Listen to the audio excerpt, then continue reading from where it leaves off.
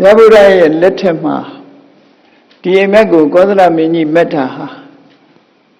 ပထမဦးဆုံးမက်တယ်လို့ဆိုလို့မရဘူး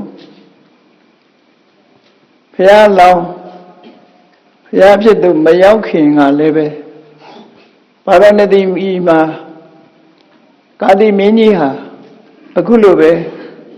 ထပ်တူညီမြသောအိမ်မက်မျိုးတွေကိုမက်ခဲ့ဘူးလေဆိုတာမဟာသုပိနဇတ်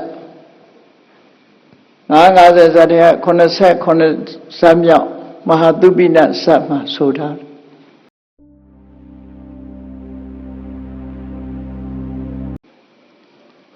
လောကမှာဖြစ်ပေါ်လာမယ့်အခြေအနေတစ်ခုအရတစုံတရာသောပုဂ္ဂိုလ်မှာအကြောင်းတစ်ခုခုကြောင့်လောကကြီးမှာဖြစ်ပေါ်လာမယ့်အခြေအနေမျိုးတွေကြိုတင်ပြီးတော့နမိတ်ပြတဲ့အနေနဲ့မက်လာတာမျိုးတွေဟာဖြစ်လေဖြစ်တာရှိတယ်အများနဲ့ဆိုင်တဲ့အိမ်မက်မျိုးတွေရှိသလိုမိမိကိုယ်တိုင်မက်သူကိုယ်တိုင်နဲ့သာသက်ဆိုင်တဲ့အိမ်မက်မျိုးတွေလည်းပဲရှိတယ်ပေါ့ကောသလမင်းကြီးအိမ်မက်မက်ထားတော့မက်သူကိုယ်တိုင်နဲ့သက်ဆိုင်မှုမရှိဘဲနဲ့နောက်အနာဂတ်မှာလူလောကကြီးမှာဖြစ်ပေါ်လာနိုင်တဲ့အခြေအနေတွေကိုအတိတ်နမိတ်ပြတဲ့အနေနဲ့ကြိုတင်ပြီးတော့မက်တယ်လို့ဒီလိုဆိုတာဒါတွေကလည်းလောကမှာဖြစ်လိဖြစ်ထားရှိတဲ့အနေအထားမျိုးတွေပဲကိုယ့်ရဲ့အိမ်မက်အကြောင်းတွေကိုကိုယ်တိုင်ကမှတ်ထားတင်ထားခြင်းမရှိသည့်အတွက်ကြောင့်လားမသိကြတာဘုန်းကြီးတို့အမတ်တမဲ့မက်ခဲ့တဲ့အိမ်မက်ကလေးတွေအကြောင်းနည်းနည်းပြောပြရမယ်ဆိုရင်ပြန်ပြီးတော့ကိုယ့်ကိုပြန်ပြီးစဉ်းစားကြည့်ကြရတယ်တခါတော့ကရဆွဲတွေဘာတွေနှစ်တွေတော့မမှတ်မိဘူးမက်ဖူးတဲ့အိမ်မက်ထဲမှာဘာတွေ့ရတော့ဆိုခြေပြတ်တဲ့ရေပြင်ကြီးမှာတစ်ပင်နေနဲ့အလွန်စိမ့်နဲ့တစ်ပင်နေပေါက်နေတဲ့တောတောင်ကလေးတွေဟာတောင်ကလေးတွေဟာရေပင်လယ်ကြီးမှာမျောနေတယ်လို့ပဲရေပြင်ထဲမှာတောင်ကုန်းကလေးတွေအဲ့ဒီလိုရေပြင်ကြီးတောင်ကုန်းကလေးတွေကြားမှာအိမ်မက်ထဲမှာကြုံတွေ့ခဲ့ရဘူးတဲ့အဲ့ဒီကြုံတွေ့ခဲ့ရတဲ့ဟာဘယ်မှာသွားပြီးအဲ့ဒီအိမ်မက်နဲ့ထပ်တူညီမျှသွားတွေ့ရတယ်လဲလို့ဆိုလို့ရှင်ကောတောင်းတို့ဘိတ်တို့သွားတဲ့အခါကျအဲ့ဒီအိမ်မက်ထဲကပုံစံကလေးပဲဟောရေမျက်နှာပြင်ပေါ်မှာတောင်ကုန်းလေးတွေစိမ့်စိမ့်ညွတ်ညွတ်နဲ့ဘေးကရေတွေဝိုင်းနေတဲ့ထဲမှာတောင်ကုန်းလေးတွေတွေ့တော့ဟောငါအိမ်မက်မဖူးတဲ့နေရာပါလားလို့စိတ်ထဲမှာဒီလိုဖြစ်တယ်ဒါကအများနဲ့သက်ဆိုင်မှုမရှိဘူးမက်သူနဲ့ကိုမက်သူကိုယ်တိုင်နဲ့သာသက်ဆိုင်တာဖြစ်တယ်တခါတော့ကအိမ်မက်ထဲမှာသင်္ဘောကြီးစီးပြီးတော့သွားရသင်္ဘောကြီးကတော်တော်ကြီးတဲ့သင်္ဘောကြီးသွားတာလဲဖြည်းဖြည်းလေးငြိမ့်ငြိမ့်လေးပဲလှုပ်ရှားမှုမရှိဘူးအဲ့ဒီငြိမ့်ငြိမ့်လေးသင်္ဘောကြီးစီးသွားတော့ကမ်းခြေတစ်ခုကိုဖြတ်တန်းသွားတဲ့အခါမှာတစ်ပင်နေကြားမှာဘုရားရုပ်ပွားတော်ကြီးဟာဖွေးဖွေးနဲ့တစ်ပင်လောက်မြင်မာတဲ့ဘုရားရုပ်ပွားတော်ကြီးဟာကမ်းခြေမှာရှိတာကိုအမှတ်မထင်တွေ့မြင်လိုက်ရတယ်ပေါ့အဲ့ဒီလိုတွေ့မြင်ပြီးတဲ့နောက်ပိုင်းမှာအဲ့ဒီလိုရုပ်ပွားတော်ကြီးနဲ့ရေမျက်နှာပြင်ဘယ်မှာသွားတွေ့ရတော့ဆို1989ခုနှစ်ကတိရိလင်္ကာနိုင်ငံရောက်သွားတော့အဲ့ဒီကိုလံဘိုနီးနားကမြို့တစ်မြို့မှာအဲ့ဒီပုံစံလိုခတ်ဆင်စဉ်ဘုရားရုပ်ပွားတော်ကြီးကမတ်တရကိုတော်ကြီးရေမျက်နှာပြင်ကိုမျက်နှာမူပြီးတော့ဖူးတွေးလိုက်ရတော့အော်ငါအိမ်မက်ထဲမှာဒါလေးမက်ထားတာပါလားလို့စိတ်ထဲမှာအဲ့ဒါလိုဖြစ်ဖူးတယ်ပေါ့နော်အဲ့ဒီလိုအနေထားလေးတွေဟာကိုယ့်အကိုအိမ်မက်ကိုမှတ်တမ်းတင်ထားမယ်ဆိုရင်ကြိုတင်ဖြစ်ပေါ်မှုလေးတွေဟာအနည်းငယ်ရှိနေတယ်ဆိုတာသိတာထင်ရှားတယ်ပေါ့အဲ့ဒီလိုသိတာရှင်းရှားမှုတွေတခါသင်္ဘောကြီးဟာအလွန်ငြိမ့်ပြီးတော့သွားမှမသိငြိမ်ငြိမ်ကလေးဒီသင်္ဘောကြီးဟာလှုပ်ရှားတာ မရှိပဲနဲ့ရွေ့လေးသွားပြီးတော့နော်သင်္ဘောစီးနေရမှမသိအောင်ငိမ့်ငိမ့်ကလေးသွားနေတာမနစ်တုန်းကပြီးခဲ့တဲ့မတ်လမှာဗမောကနေပြီးတော့အဲ့ဒီလိုသင်္ဘောကြီးနဲ့စုံဆင်းလာတာကိုသွားပြီးတော့တတိယမိတယ်ပေါ့အဲ့ဒီလိုအိမ်မက်ထဲမှာကြုံတွေ့တာလေးတွေဟာအဲ့ဒီသင်္ဘောကြီးကလည်းပဲဗမောကနေစုံဆင်းလာတဲ့အခါမှာရှေးတုန်းကသင်္ဘောတွေလိုမဟုတ်ဘဲနဲ့ရေမျက်နှာပြင်ကလည်းငြိမ်သက်သင်္ဘောဆက်ကလည်းညင်တာလို့ရွေ့ကလေးသွားနေတာစိတ်ထဲမှာတုန်ခါမှုမရှိဘဲနဲ့ငြိမ်သက်တဲ့သင်္ဘောကြီးနဲ့ခီးသွားရတာဟာမနစ်ကပဲကြုံတွေ့ခဲ့ရတယ်ပေါ့ဒါကြောင့်မို့ကျွတ်တင်ပြီးတော့အိမ်မက်မက်ထာလေးတွေဟာထပ်တူညီမျှသဘောလေးတွေဆောင်းတာလေးတွေကိုတွေ့နိုင်တယ်လို့လူတိုင်းဟာမိမိတို့အိမ်မက်မက်ထာလေးတွေကိုအမှတ်တမဲ့မနေပဲနဲ့မှတ်တမ်းလေးတင်ထားကြည့်မယ်ဆိုရင်ပုဗ္ဗနမိတ်ကြောင့်မက်ထာလေးတွေဟာကျွတ်တင်ပြီးတော့ဖြစ်ပေါ်နေတတ်တဲ့အနေအထားမျိုးလေးတွေရှိတယ်ပေါ့လောကကြီးမှာဖြစ်ပေါ်မဲ့အနေအထားမျိုးမဟုတ်ပေမဲ့လို့ကိုယ်ထွေးခံစားရမဲ့အနေအထားမျိုးလေးတွေအတွက်လဲကျွတ်တင်မဲ့တတ်တယ်ဆိုတာလေးတွေဟာလူတိုင်းမှာရှိတတ်တယ်ဒါလေးတွေလဲကောသလမင်းအိမ်မက်မက်ထာလို့မက်တတာလေးတွေဟာရှိနေတယ်လို့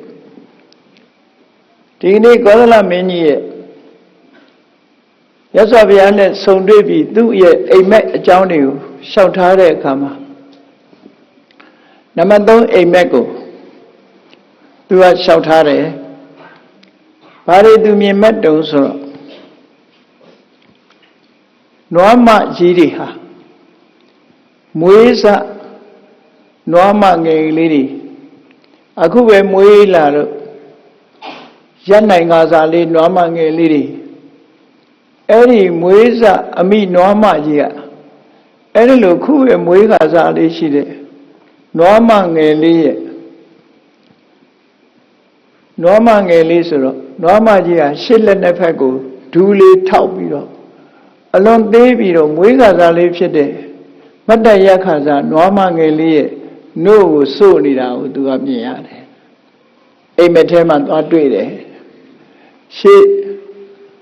လက်တစ်ဖက်ကိုဒူးထောက်ပြီးတော့အဝတ္တမခေါင်းငုံပြီးအဝတ္တမအရက်ကလေးနေလေးရှိတဲ့နွားမငယ်လေးမွေးစနွားမငယ်လေးရဲ့နှုတ်ကိုစို့နေတာကိုသူသွားတွေ့ရတယ်တဲ့တတိယမြောက်အိမ်မက်မှာအရှင်ဘုရားဒီအိမ်မက်ကဘယ်လိုအကျိုးအပြစ်တွေဖြစ်လာနိုင်ပါသလဲလို့မြတ်စွာဘုရားကိုမေးတော့မြတ်စွာဘုရားကဒီအိမ်မက်ဟာအခုချိန်တော့ဘာမှဖြစ်လာအောင်မဟုတ်သေးဘူးနောက်နှစ်ပေါင်းများစွာကြားလာတဲ့အခါမှာလူလောကကြီးမှာကိုယ့်ရဲ့အသက်အရွယ်ကြီးတဲ့ပုဂ္ဂိုလ်တွေကိုမလေးစားတဲ့အနေအထားမျိုးတွေလူလောကမှာဖြစ်ပေါ်လာလိမ့်မယ်စိတ္ထာပစာယိကဓမ္မဆိုနော်အသက်အရွယ်ကြီးတဲ့ပုဂ္ဂိုလ်တွေကိုနော်ဝယဝုဒ္ဓိဂုဏဝုဒ္ဓိဆိုလို့အသက်ကြီးတဲ့ပုဂ္ဂိုလ်တွေကိုရိုသေလေးစားမှုမရှိဘဲနဲ့သက်ကြီးတဲ့ပုဂ္ဂိုလ်တွေကိုဂါရဝမထားတဲ့ခေတ်မျိုးဟာရောက်လာနိုင်တယ်သက်ကြီးတဲ့ပုဂ္ဂိုလ်ဆိုတာရိုသေလေးစားတတ်တဲ့ပုဂ္ဂိုလ်ပဲအသက်ကြီးုံနဲ့တင်မဲ့ငယ်တဲ့ပုဂ္ဂိုလ်တွေကလေးစားရတယ်ပေါ့ဘာကြောင့်လဲသူဟာကိုယ့်ရဲ့အရင်မွေးတာဖြစ်တယ်ကိုယ့်ရဲ့အရင်မွေးလို့လောကကြီးအကြောင်းကိုကိုယ့်ရဲ့အရင်တွေ့ကြုံထားတဲ့ပုဂ္ဂိုလ်ဖြစ်တယ်အသက်အရွယ်ကြီးမားတဲ့ပုဂ္ဂိုလ်ဝယဝုဒ္ဓိအနေနဲ့လေးစားရမှာပေါ့စိတ္ထာပစာယနာကမ္မလို့ခေါ်တယ်လောကလူရင်ကြီးတွေရဲ့အတိုင်းဝိုင်းမှာဆိုလို့ရှိရင်ကိုယ့်ရဲ့ကြီးတဲ့ပုဂ္ဂိုလ်ရိုသေလေးစားမှုဟာတကယ်လူရင်ကြီးတွေလိုက်နာကျင့်သုံးလေးရှိတာပေါ့ဒီကိစ္စနဲ့ပတ်သက်ပြီးတော့မြတ်စွာဘုရားအတောင်ဝေဒဇာမြို့မှာအပြောဆိုခံခဲ့ရဘူးတယ်အဲ့ဒီအချိန်မှာမြတ်စွာဘုရားရဲ့အသက်ကတတ်တော်40ပတ်ဝန်းကျင်လောက်ပဲရှိသေးတယ်အသက်အရွယ်80ကျော်80 90အဖိုးကြီးရွယ်ဖြစ်တဲ့ဗြဟ္မဏတွေတွေ့တဲ့အခါမှာမြတ်စွာဘုရားကဒီဗြဟ္မဏကြီးတွေအသက်အရွယ်ကြီးတဲ့ပုဂ္ဂိုလ်ကြီးတွေကိုရိုသေလေးစားမှုမပြဘူး ရိုသေလေးစားမှုမပြဘဲနေတာကိုဝိရိယမျိုးကဥဒိယဆိုတဲ့ပုံနာကြီးကစိတ်ထဲမှာမကျေနပ်ဘူးသူကသတင်းလဲကြိုတင်ကြားထားတယ်ဂေါရမယဟန်ဟာကိုယ့်ရဲ့အသက်အရွယ်ကြီးတဲ့ပုဂ္ဂိုလ်ရိုသေလေးစားမှုပြလို့မရှိဘူးလူရဲ့ယဉ်ကျေးမှုတွေကိုမလိုက်နာဘူးလို့ဆိုတာဟုတ်သူတို့လောကမှာသိရှိထားတော့သူကိုယ်တိုင်မြတ်စွာဘုရားရှိသွားတဲ့အခါသူ့ကိုအယုသိပေးတာမတွေ့ရအဲ့တော့အယုသိပေးတာမတွေ့ရတော့မြတ်စွာဘုရားနားလာပြီးတော့ပြောတယ်အနိကပ်ပြီးတော့သူကြားခဲ့တာတဲ့ခောရမယဟန်ဟာကိုယ့်ရဲ့ကြီးတဲ့ပုဂ္ဂိုလ်တွေကိုမလေးစားဘူးအယုသိသမှုမပြုဘူးခရီးဥကြိုမဆိုဘူးအဲ့ဒီလိုသူကြားခဲ့တယ်အခုတော့သူကိုယ်တိုင်လာတာသူ့ကိုခီးဥကျိုးဆိုတာဒီမလုပ်ဘူးဒီတိုင်းပဲပရိသတ်လိုက်မှာထိုင်ပြီးတော့နေတယ်အဲ့ဒါဟာကိုယ်တွေ့ပဲကြားတဲ့သတင်းနဲ့ကိုယ်တွေ့အဖြစ်ပြက်ဟာအလွန်မှန်ကန်နေတယ်အရှင်ဂေါရမအခုလိုလှုပ်တာဟာလူယဉ်ကျေးမှုရိုသေလေးစားမယ်ဆိုတဲ့ကာရဝနိဗ္ဗာန်တရားပြက်ပြားခြင်းပဲဖြစ်တယ်မြတ်စွာဘုရားကိုပြစ်တင်တာအဲ့လိုပြစ်တင်တော့မြတ်စွာဘုရားရှင်ကိုရောမြတ်ကဗာပြန်ပြောတော့ဆိုပုံနာတဲ့ငါအနေနဲ့ရိုသေလေးစားမှုမပြုဘူးဆိုဒီမှာမှန်တယ်တဲ့ဘာကြောင့်လဲဆိုရင်ငါတဲ့အသက်ကြီးကျင်တော့ကြီးမယ်သီလငါတဲ့တာတဲ့ပုဂ္ဂိုလ်တမာတိအရာငါတဲ့တာတဲ့ပုဂ္ဂိုလ်ပညာအရာငါတဲ့တာတဲ့ပုဂ္ဂိုလ်ငါကရိုသေလေးစားလောက်အောင်သီလရှိတယ်တမာတိရှိတယ်ပညာရှိတဲ့ပုဂ္ဂိုလ်လောကကြီးမှာလူလောကမပြောနဲ့နတ်ပြည်ပြမာတွေအတိုင်းဝိုင်းမှာတောင်ငါစီမှာမရှိဘူးတဲ့ခဏိမပြောနဲ့တဲ့လောကကြီးမှာငါလူဘဝနဲ့မွေးဖွားလာတဲ့အချိန်မှတောင်လောကကြီးတစ်ခုလုံးကိုငါကြည့်လိုက်တဲ့အခါမှာအားလုံးကငါ့ကိုသာ respect ပေးနေကြတယ်ငါကပြန်ပြီးတော့သူတို့ကို respect ပေးရမယ်ယူသိလေးစားမယ်ပုဂ္ဂိုလ်ဟာအဲ့တုန်းကတည်းကမတွေ့ခဲ့ဘူးတဲ့အခုတရားသူတရားမြတ်ကိုသိပြီးတော့ဘုရားဖြစ်သူရောက်တဲ့အချိန်မှာဘယ်မှာတွေ့မလဲအကယ်၍သာငါကလောကချင်းကိုလိုက်ပြီးတော့တဦးတယောက်ကိုခီးဥကျိုဆိုလိုက်မယ်အယုသိပေးလိုက်မယ်ဆိုရင်အဲ့ဒီပုဂ္ဂိုလ်ဟာငါရဲ့ယုသိလေးစားမှုကိုခံနိုင်ရင်မရှိဘူးတဲ့ခေါင်းပြတ်သွားနိုင်တယ်ဒီလိုဆိုအဲ့ဒါကြောင့်မို့လို့သူကအယုသိမပေးခြင်းလို့မဟုတ်ပေးလိုက်တာနဲ့တပြိုင်နက်ဟိုပုဂ္ဂိုလ်တယောက်ဟာခံယူနိုင်စွမ်းမရှိဘူးလို့ဆိုလို့သူရဲ့မြတ်စွာဘုရားရဲ့ယုသိလေးစားမှုအယုသိပေးမှုကိုခံယူနိုင်စွမ်းမရှိဘူးဒီလိုဆိုလို့ခံယူနိုင်တဲ့အရေးချင်းမရှိဘူးခဏခေတ်မှာပဲကြည့်လေသားနဲ့အဖဒီလိုနေကြရသားကအဖေကိုယုသိလေးစားတယ်လူဘဝသို့တော့အဲ့ဒီသားကသာသနာပေါင်းဝင်ပြီးတော့ယဟန်ခံလိုက်တဲ့အခါမှာသူကသူတော်စင်အသွင်နဲ့သူတော်စင်တို့ကျင့်သုံးရမယ်သီလဆိုတာကိုစောင့်တည်လိုက်တဲ့အခါကျတော့မိဘကပြန်ပြီးတော့ယုသိလေးစားမှုကိုပြုရတယ်မိဘရဲ့ယုသိလေးစားမှုကိုခံနိုင်တဲ့အရေးချင်းတွေရှိသွားတယ်အဲ့ဒီခံယူနိုင်တဲ့အရေးချင်းဟာဘာလဲလို့ဆိုရင်သီလပဲဖြစ်တယ်ပေါ့သီလကြောင့်ယုသိခံနိုင်တဲ့အတိုင်းအတာတစ်ခုဖြစ်တယ်ဒါကြောင့်မို့မြတ်စွာဘုရားလည်းသီလအရာ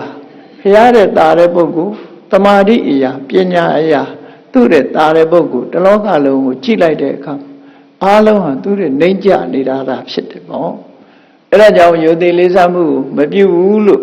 မြတ်စွာဘုရားကရှင်းပြတယ်အကယ်၍ငါယုသိသမှုပြုလိုက်မယ်ဆိုရင်သူဟာခေါင်းတော်ပြတ်သွားနိုင်လောက်တဲ့အခြေအနေဆိုးတွေကြုံတွေ့နိုင်တယ်လို့ဒီလိုဆိုတာအဲ့လိုပြောလိုက်တဲ့အခါမှာမကျေနပ်ဘူးမကျေနပ်လို့မြတ်စွာဘုရားကိုစွဲချက်တွေအမျိုးမျိုးတင်တော့မြတ်စွာဘုရားကရှင်းပြတယ်နောက်ဆုံးမှာလောကကြီးမှာအရင်မွေးလို့အကြီးဆိုလို့ရှိရင်တဲ့ဟုတ်ပြီပဂတိလူသားတယောက်အနေနဲ့ငါနောက်မှမွေးတာမှန်တယ်သို့တော်လည်းအမှန်တရားကိုသိပြီးတော့မွေးဖွားလာတဲ့အခါမှာကိလေသာတွေဟူသောအိပ်ပျော်ခြင်းကမွေးလာတာတော့ငါဟာအကြီးဆုံးပဲဒီလိုဆိုတာသစ္စာလေးပါးအမှန်တရားကိုသိခြင်းဖြင့်လောကကြီးမှာမွေးဖွားလာတာတော့ငါဟာပထမဆုံးပဲကြံတဲ့ပုံကိုယ်တွေကငါလည်းငဲနေတယ်တရားသူတရားမြတ်အတိနဲ့ပတ်သက်လာလို့ရှိရင် ငါဟောမှနောက်မှသိကြရတာဖြစ်လို့အတိအနေနဲ့ငါဟာအကြီးဆုံးပဲဖြစ်တယ်ဒီရှုထောင့်ကနေမြတ်စွာဘုရားကရှင်းပြတယ်ပထမဆုံးမွေးလို့အကြီးဖြစ်ရမယ်ဆိုလို့ရှိရင်ဓမ္မအသိဉာဏ်အနေနဲ့ငါပထမဆုံးမွေးလာတာပထမဆုံးဒီတရားတွေကိုတီထွင်ပြီးဟောကြားလာတာဖြစ်တော့ဓမ္မမွေးဖွားခြင်းအပြင်ငါဟာအကြီးဆုံးဖြစ်တယ်လို့ဒီလိုရှင်းပြလိုက်တဲ့အခါမှာဝိရိယဇာမှာရှိတဲ့ဥရိယပုံနာကြီးကလက်ခံပြီးတော့အရှင်ဂေါတမကအကြီးဆုံးဖြစ်ပါပေတယ်ဆိုပြီးဘုရားကိုကိုးကွယ်စိတ်ကပ်တဲ့ဘုရားဘာသာဝင်ဖြစ်ခံယူသွားတာဒီလိုအခြေအနေမျိုးတွေရှိခဲ့တယ်ပေါ့နော်အဲ့တော့အခုလည်းပဲလောကကြီးမှာကြီးတဲ့ပုဂ္ဂိုလ်ကိုရိုသေလေးစားရမယ်ဆိုတဲ့ကျင့်ဝတ်ထုံးတမ်းစင်လာအရာဒီကျင့်ဝတ်ထုံးတမ်းစင်လာတွေဟာတနေ့ကြလို့ရှိရင်ပြပြားသွားနိုင်တယ်ပေါ့ဆိုးရုပ်ပြပြားလာကြီးတဲ့ပုဂ္ဂိုလ်တွေကိုအလေးစားမထားဘူးအဲ့ဒါလို့ဖြစ်လာပြီဆိုလို့ရှိရင်တဲ့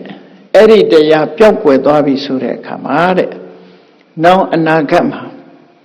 တရားဝါတွေဟာဘာဖြစ်လဲဆိုရင်လေးစားရမယ်အမေတွေအဖေတွေရောက်ခမတွေခုခေတ်လူတွေကတော့ရောက်ခမလို့တွေမပြောရောက်ကတိဆိုတာထည့်လိုက်သေးတယ်အဲ့တော့ရောက်ခမအဖေနဲ့ရောက်ခမအမေပေါ့နော်ရောက်ခမကိုရောက်ခဖလို့ခေါ်ရင်လည်းတော်လိုက်ဦးမယ်ရောက်ကတိတော့မဟုတ်တော့ဘူးထမနော်ရောက်ခမအမေအဖေတွေအဲ့ဒီအမေအဖေတွေနဲ့ရောက်ခမအမေအဖေတွေပေါ်မှာလေးစားရမယ်အနေအထားတွေပြပြားသွားပြီးတော့ဘယ်သူမှဘူမထားတဲ့အနေအထားမျိုးတွေဖြစ်တယ်နော်စိတ္တပစာယိကဓမ္မဆိုတာမရှိတော့ဘူးအဲ့ဒါလိုလောက်ယုံနေမကဘူးမလေးစားယုံနေမကဘူးဘာဖြစ်လာတော့ဆိုလူငယ်လူရွယ်ပြီး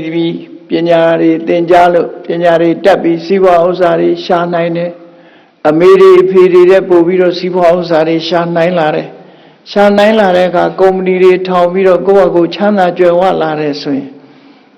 အမေအဖေတွေပေါ်မှာပို့ပြီးတော့မောက်မာလာတဲ့သဘောစာဝန်နေမြမိဘတွေကိုပေးခြင်းပေးတယ်မပေးခြင်းမပေးဘူးနော်အဲ့တော့မိဘတွေရောက်ခမတွေရောက်ခမအမေအဖေတွေဟာအသက်အရွယ်ကြီးလာတဲ့အခါကျတော့အားကိုးရမရှိကိုယ်တိုင်လည်းလောက်ကင်စားတော့နိုင်ခြင်းမရှိဘူးမရှိတဲ့အခါကျတော့ကိုယ်သားကိုယ်သမီးချော့မော့ပြီးပေါင်းနေကြရတယ်သူတို့စိတ်တိုင်းကြအမေအဖေဆိုပြီးတော့ကိုကနေပြီးတော့ဩစာမပေးနိုင်တော့ဘူးသားသမီးပေးတာလေးနဲ့ခြေနှက်နေရတခါတော့ကလွန်ခဲ့တဲ့အနှစ်20လောက်ကမန္တလေးရန်ကုန်မြေထားစီးပြီးတော့ဘုန်းကြီးခရီးသွားတော့ကတွေ့ခဲ့တဲ့ဖြစ်ပျက်ကလေးတခုပြောအောင်ဘုရားတဘုရားမမြေထားဆိုင်တဲ့အခါဘုရားယုံထဲမှာထိုင်နေတဲ့သားမီး2ယောက်နော်သားမီး2ယောက်ထိုင်နေတဲ့နေရာနဲ့ဘုန်းကြီးတို့ယထာတွေဆိုင်လိုက်တာနဲ့ပရင်းပေါက်နဲ့တဲ့အဲ့ဒီအချိန်မှာသမီးလှုပ်တဲ့ပုဂ္ဂိုလ်ကအမေကိုဘာပြောနေတော့အမေကဘာပြောလိုက်တယ်တော့မကြားလိုက်ဘူးသမီးလှုပ်တဲ့ပုဂ္ဂိုလ်ကသူ့အမေကိုဘာပြောတော့ဆိုတော်လှုပ်စာကိုကျုပ်စားနေတာမဟုတ်ဘူးတဲ့လာပြီးတော့ရှာမရှိနဲ့အမေကိုသမီးကပြောနေတဲ့စကားကိုယ်တိုင်ကြားခဲ့ရတယ်အဲ့ဒါနော်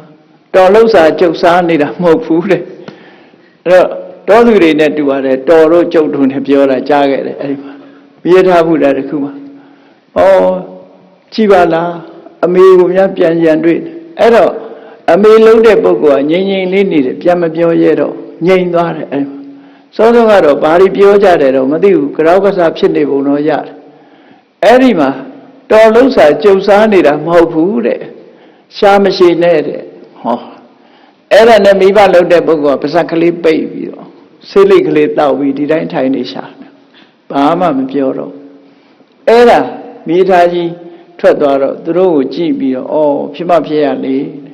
အမေဖေကိုပြန်ငေါ့နေတယ်အဲ့ဒါတော့ကိုယ်တိုင်တွေ့ခဲ့တဲ့ဟာပေါ့တခြားတွေမှာလည်းပဲဒါမျိုးတွေကအလားတူတွေရှိတယ်ပေါ့အဲ့ဒါလိုယုတ်သိလေးစားမှုတွေဟာခင်းမဲ့လာတတ်တယ်နောက်ပိုင်းကျတော့သားသမီးလှုပ်ရှားကိုမိဘကမိစားနေရပြီဆိုရင်အဲ့ဒီမိဘဩဇာမရှိတော့သားသမီးကကြီးစိုးလာ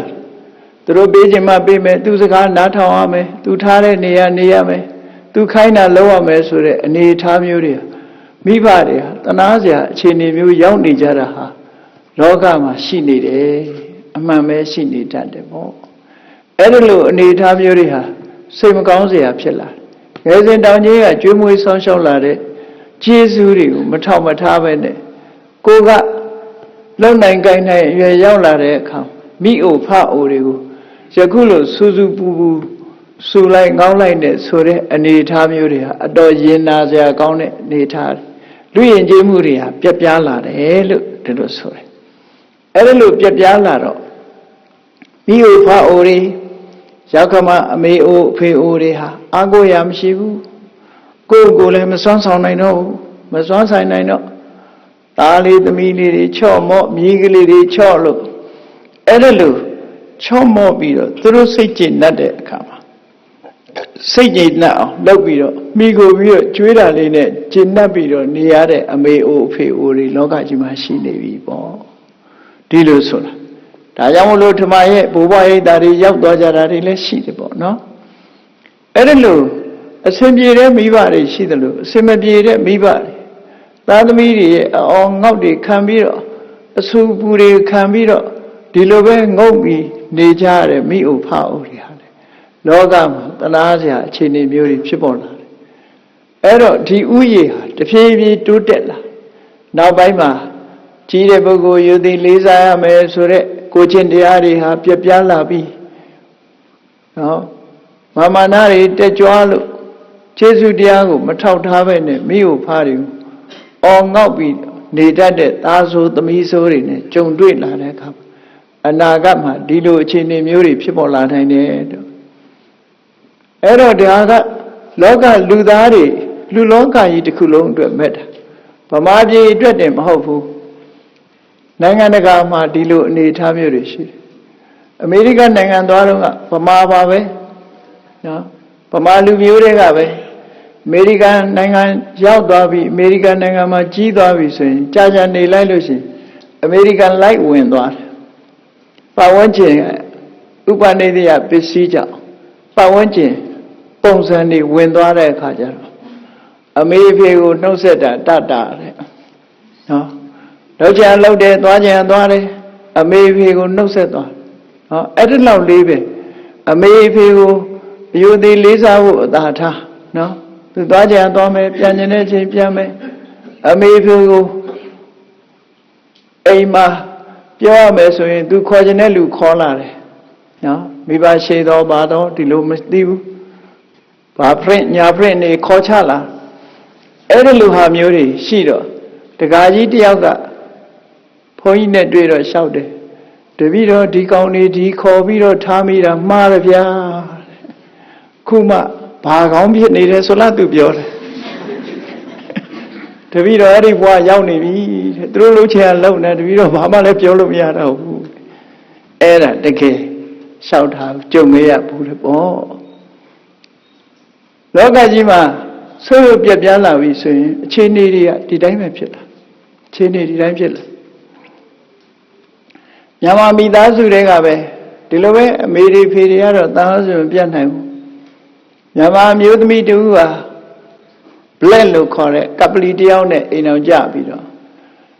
ပြောင်းကျင်တဲ့ state ကိုပြောင်းသွားတယ်မိဘတွေကတော့ဘယ်သွားတော့မလာနဲ့တယ်လီဖုန်းလည်းမဆက်နောက်ကြတော့သူတို့ပြောင်းကျင်တဲ့နေရာပြောင်းသွားတယ်ဟောအလောက်ကန်ရှိရပြောင်းသွားတယ်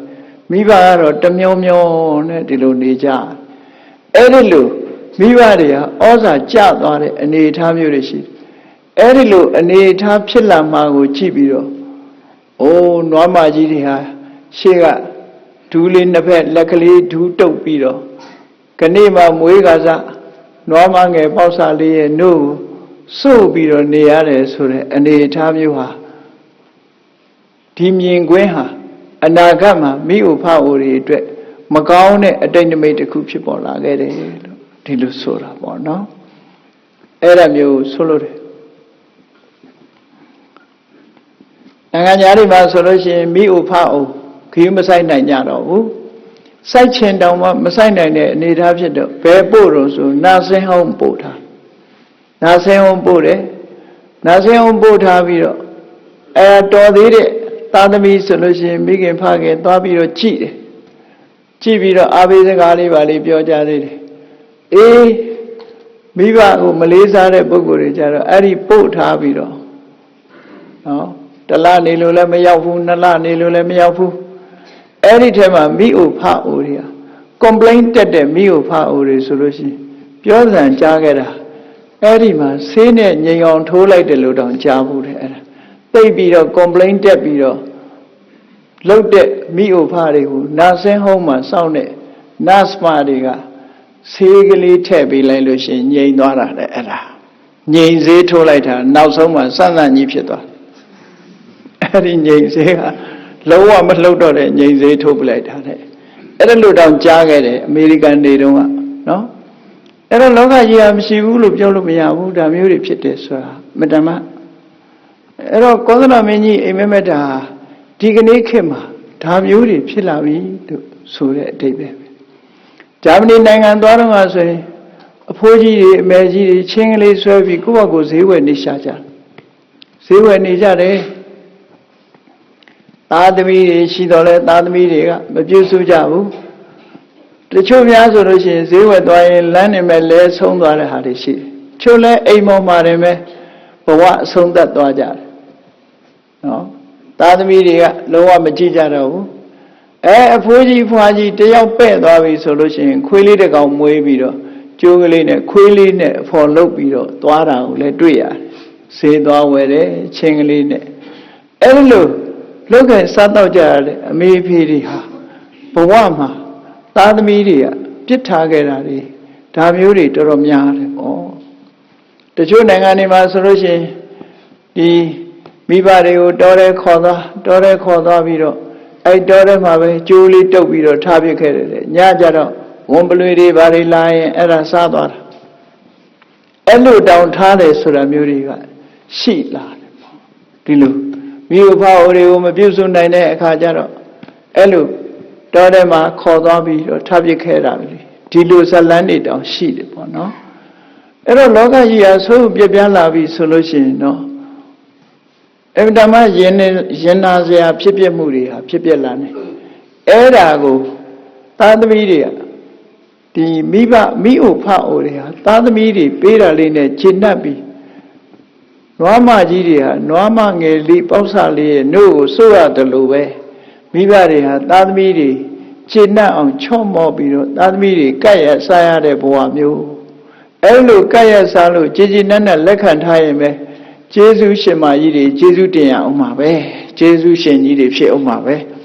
အဲ့လိုမဟုတ်ဘဲနဲ့ဝန်ပလွေစာကျွေးရင်တော့ဒုက္ခရောက်အောင်ပါပေါ့နော်ဘဝမှာအဲ့လိုတွေတောင်ဖြစ်ကြရတယ်ပေါ့ဒါဟာကောသလမင်းရဲ့ဒီတတိယမြောက်မြင့်မဲ့တဲ့အိမ်မက်ရဲ့အကျိုးအပြစ်အနေနဲ့မြတ်စွာဘုရားဒီလိုဟောကြားခဲ့တာဖြစ်တယ်ပေါ့ဒီအိမ်မက်ကြောင့်သေမင်းကြီးမှာဘာမှဘေးရအန္တရာယ်မဖြစ်ပါဘူးတဲ့။နောက်အနာဂတ်မှာဖြစ်ပေါ်လာမဲ့အခြေအနေတွေကိုကြိုတင်ပြီးတော့မြင်မဲ့တာပဲဖြစ်တယ်။ဆိုပြီးတော့ဘောဓရာမင်းကြီးကစတုထမြောက်အိမ်မက်ကိုမြတ်စွာဘုရားကိုလျှောက်ကြတယ်။ရှင်ဘုရားတဲ့နောက်အိမ်မက်တစ်ခုကတော့တပည့်တော်မက်တာဝန်ထမ်းနိုင်တဲ့ခွန်အားဗလရှိပြီးတော့ဝန်တို့ဝန်ဘိုးကိုထမ်းနိုင်လောက်တဲ့အရွယ်ရောက်တဲ့လုံးရတန်တန်နဲ့ပြည့်စုံတောင့်တင်းခိုင်မာတဲ့နွားကြီးတွေရှိတယ်ဗျာတဲ့ဝန်ယုံနိုင်တဲ့နွားကြီးတွေအဲ့ဒီမှာအဲ့ဒီလိုဝန်ယုံနိုင်တဲ့နွားကြီးတွေကိုလှဲဒီတဘိုးမှာမကပဲနဲ့နွားပေါက်စလေးတွေကိုတဘိုးမှာကနွားကြီးတွေကိုဖြုတ်ပစ်ပြီးတော့ဘာမှဝန်မယုံနိုင်တဲ့နွားပေါက်စလေးတွေကိုတဘိုးမှာကတယ်အဲ့ဒါလိုကပြီးတော့ဝန်တုပ်တွေတင်ပြီးတော့လှဲကိုယုံခိုင်းနေတယ်အဲ့လိုယုံခိုင်းတဲ့အခါမှာလှဲတွေကလုံးဝမရွေ့ဘူးတဲ့နွားလေးတွေကမသွားနိုင်ကြအောင်ယုံခံပြီးတော့နေကြတယ်ပေါ့ဝန်တုပ်ကိုမဆောင်ရွက်နိုင်တဲ့အနေအထားမျိုးတွေတပည့်တော်အိမ်မက်ထဲမဲ့တဲ့လှဲကလည်းတပိန်တလိမ့်မှမလိမ့်မဲနဲ့ဒီလိုနေတာသို့တော်လည်းပဲနွားကြီးတွေရှိရတဲ့နဲ့နွားကြီးတွေဖယ်ပစ်ပြီးနွားပေါက်စလေးက ကပြီးတော့လှဲနဲ့မောင်းတာကိုတပည့်တော်မြင်ခဲ့ရအဲ့ဒါဟာတပည့်တော်စတုထမြောက်မြင်မဲ့တဲ့အိမ်မက်ပါပဲအဲ့ဒီအိမ်မက်ရဲ့အကျိုးအပြစ်ကရောဘာဖြစ်နိုင်တော့ဆိုတော့မြတ်စွာဘုရားဒီအိမ်မက်ရဲ့အကျိုးအပြစ်ကဟာလည်းပဲတဲ့အခုဖြစ်မဲ့ဟာမဟုတ်ဘူးတဲ့နောက်တစ်ခေတ်ရောက်လာတဲ့အခါကျတော့ဒီကိုချင်းတရားကင်းမဲ့တဲ့တရားဓမ္မနဲ့အုပ်စိုးမှုမပြုကြတဲ့မင်းဆိုးရာဇာတွေလက်ထက်ရောက်လာလို့ရှိရင်ဒါမျိုးဟာဖြစ်လာနိုင်တယ်ပေါ့အေးနောင်ရောက်လာလို့ရှိရင်လူလောကထဲမှာတရားဥပဒေနဲ့အညီမင်းချင်းတရားတို့အဲ့ဒီလိုတရားဥပဒေနဲ့အညီအုပ်စိုးလို့မရှိတဲ့မင်းတွေရဲ့လက်ထက်မှာဘာဖြစ်လာတော့ဆိုမင်းမှုတန်းတွေဟာတကယ်ပညာရှိပြီးအစဉ်လာကောင်းတယ်အစဉ်လာနဲ့ပြည့်စုံပြီးတော့မင်းမှုတန်းတဲ့ရှိလျားတဲ့အသိပညာကျွယ်ဝတဲ့ဒီဆောင်ရွက်နိုင်စွမ်းရှိတဲ့အမတ်ကြီးတွေကိုယာတုမပေးဘူးတဲ့ယာတုကဖြုတ်ပစ်တယ်ခဏကဝန်ထမ်းနိုင်တဲ့နွားတွေကိုတဘိုးကနေဖြုတ်ပစ်တယ်လို့ပဲအဲ့ဒီလိုတကယ်ကိုထမ်းဆောင်နိုင်တဲ့စွမ်းရည်တတ္တိရှိတဲ့မျိုးရိုးကောင်းတဲ့ပညာရှိတဲ့ပုဂ္ဂိုလ်တွေကိုယာတုမပေးဘူးတဲ့ဒါတွေမကဘူးတရားယုံနေမှာလည်းပဲဒီပညာရှိပြီးတော့တရားဥပဒေကျွမ်းကျင်တဲ့တကယ်တရားသူကြီးတွေကိုယာတုခန့်ထားခြင်းမပြုဘဲနဲ့ဥပဒေရေးရာကျွမ်းကျင်တဲ့လူတွေကိုမခန့်ထားဘဲနဲ့အေးဥပဒေမကျွမ်းကျင်တဲ့လူငယ်လူရွယ်တွေကိုယာတုခန့်ထားကြတယ်တဲ့တရားရုံးတွေမှာအဲ့လိုယာတုအပြောင်းလဲတွေလုပ်ပြီးတကယ်ပညာရှိတဲ့ပုဂ္ဂိုလ်တွေကိုမခံမနဲ့ထားတယ်အဲ့လိုထားတော့ဘာတွေဖြစ်လာတော့ဆိုသူတို့ဟာ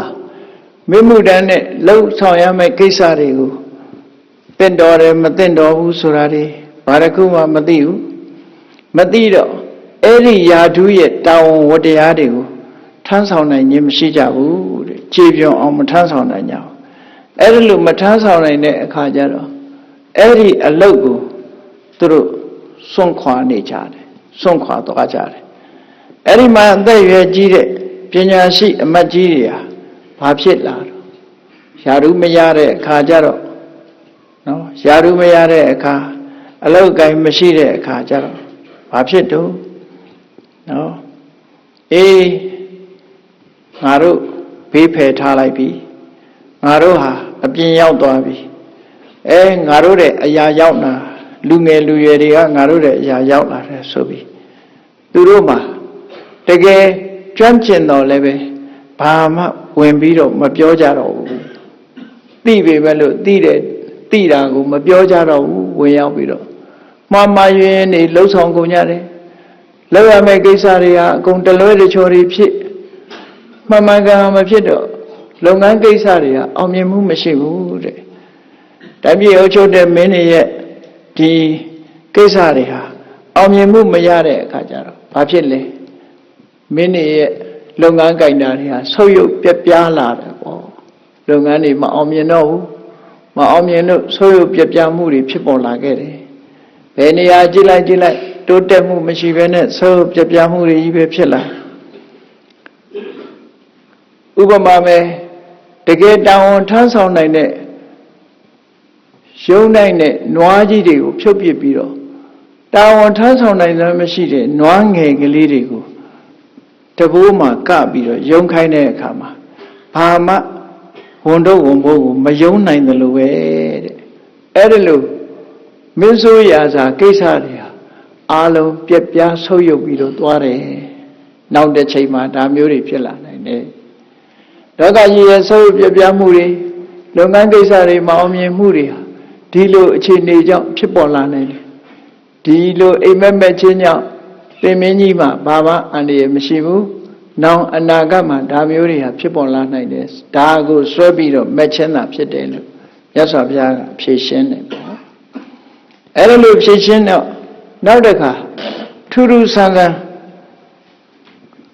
ပင်စမမြောက်အိမ်မက်တစ်ခုအကြောင်းကိုသူကလျှောက်ပြန်တယ် တပည့်တော်ထူးထူးဆန်းဆန်းမြင်မဲ့တာတစ်ခုကတော့ဘုရားလေခေါင်းနှလုံးနဲ့မျက်နှာခေါင်းကိုတပည့်တော်တွေ့တယ်ခေါင်းနှလုံးဆိုတော့ပါးစပ်နှစ်ပေါက်ရှိမှာပေါ့နော်ခေါင်းနှလုံးနဲ့မြင်အိမ်မက်ထဲမှာထူးထူးဆန်းဆန်းခေါင်းနှလုံးနဲ့မြင်ကြီးကိုသူတွေ့ရတယ်တဲ့အဲ့ဒီခေါင်းနှလုံးနဲ့မြင်ကိုဟိုဘက်ကလည်းအစာကျွေးတယ်ဒီဘက်ကလည်းအစာကျွေးတယ်ခေါင်းနှလုံးရှိတော့ဒီဘက်ခေါင်းကိုလည်းအစာကျွေးတယ်ဟိုဘက်ခေါင်းကိုလည်းအစာကျွေးတယ်အစာကျွေးတော့သူကဟိုဘက်ပါးစပ်ကလည်းစားတယ်ဒီဘက်ပါးစပ်ကလည်းစားတယ်နော်မနုဿိဟကိုနှခွဆိုတာကြားဘူးတယ်အခုကနော်မျက်နှာကောင်တွေကနေခေါင်းနှလုံးနဲ့အခုကခေါင်းနှလုံးဆိုတော့ခေါင်းဆိုတော့ပါးစပ်ပေါက်ပါတယ်နေရဆိုတော့ဒီဘက်ပါးစပ်ကလည်းစားတယ်ဟိုဘက်ပါးစပ်ကလည်းစားတယ်ကိုကတော့တစ်ခုတည်းပဲအဲ့ဒါထူးထူးဆန်းဆန်းအိမ်မက်ထဲမှာခေါင်းနှလုံးနဲ့မျက်နှာကောင်ဟိုဘက်ကလည်းကျွေးဒီဘက်ကလည်းကျွေးအဲ့ဒါနှစ်ဖက်စလုံးစားနေတာကိုတပည့်တော်မြင်မဲ့တယ်ဗျာတဲ့ဒါတပည့်တော်ရဲ့၅ခုမြောက်အိမ်မက်ပဲတဲ့အဲ့ဒီအိမ်မက်ရဲ့အကျိုးပြစ်ကရောဘလို့ဖြစ်လာနိုင်ပါသလဲဆိုဒါလည်းပဲတဲ့နောက်အခါမှာကိုချင်းတရားပြက်ပြားတဲ့မင်းဆိုးရာဇာတွေရဲ့နိုင်ငံမှာဒီအကျိုးတွေဖြစ်ပေါ်လာနိုင်တယ်အေးနောက်အနာကရောက်တဲ့အခါမှာကိုချင်းတရားပြက်ပြားတဲ့မိုက်မဲတဲ့မင်းဆိုးရာဇာတွေဟာဒီကိုချင်းတရားပြက်ပြားနေတဲ့လော်လီတဲ့လူတွေလော်လီတဲ့လူတွေဆိုတာကိုချင်းတရားလုံးဝမရှိတဲ့လူတွေကိုတရားယုံနေမှာခံထားလိုက်မယ်နော်အဲ့လိုတရားယုံနေမှာခံထားတဲ့အခါမှာအကောင်းအဆိုးအကြောင်းအကျိုးကိုသူတို့နားမလဲကြဘူးတဲ့နားမလဲလို့တရားဥပဒေကိုလည်းဘယ်တော့မှမလေးစားဘူးမလေးစားဘဲနဲ့တရားယုံထိုင်ပြီးတော့ဝိနည်းဆရာချတဲ့အခါမှာတရားလူဘက်ကပေးတာလဲယူလိုက်တာပဲတရားခံဘက်ကပေးတာလဲယူလိုက်တာပဲဟိုဘက်ကလက်သေးစားတယ်ဒီဘက်ကလည်းစားတယ်ဟိုဘက်ကလည်းယူဒီဘက်ကလည်းယူနော်အဲ့လိုနှစ်ဖက်ကဒီတရားပြိုင်နေရဲ့